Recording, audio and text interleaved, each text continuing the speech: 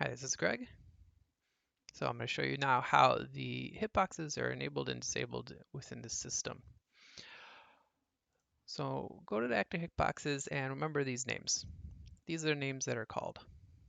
So there's a couple ways we could call into these and turn them on and off. The demo makes heavy use of, if we go to the Unity starter model here, this is the thing with the animator on it. This is the animation event script. So the event script has public exposed methods here that allows us to, like, we'll look under givers, on enable hit giver, right?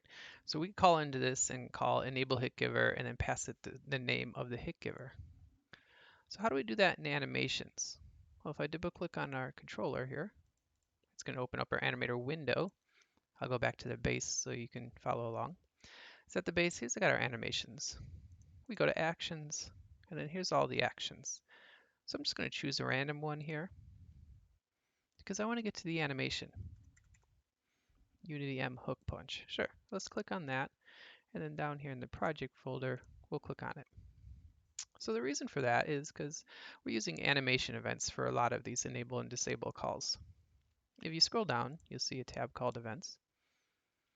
And you could scroll this and you see the white line, that's where it's getting turned on and then getting turned off. So if I click on it, you'll see the function is enable hit giver. That right here, the enable hit giver, is on that animation event script. And then you just got to give it the name of the hit giver it wants to turn on. Likewise, you could do disable hit giver and then the other hand.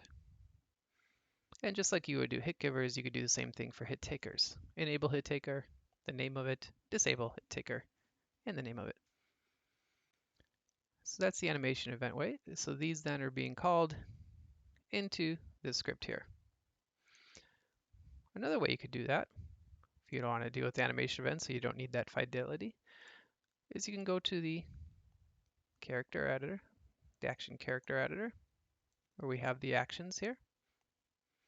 We click on the action, whichever one, edit it, and now you'll see here we have hitbox options. So here we can add the name of the hitbox and then one to enable it and one to disable it. This is the normalized time, so these are in percentages. So for instance, this will do it at 10% through and then disable it at 50% of the action complete. So that's the two non-coding ways you could do that. Coding, you can just call in yourself into this animation event script, into the public enable hit giver, or you can just go directly to the source. If you go to the actor hitboxes, you can also go to the hit giver script and then enable hit giver and pass it the string name. That's all you need. All of these things is you just need this name. Okay, and that's how to enable, ways to enable or disable the hitboxes.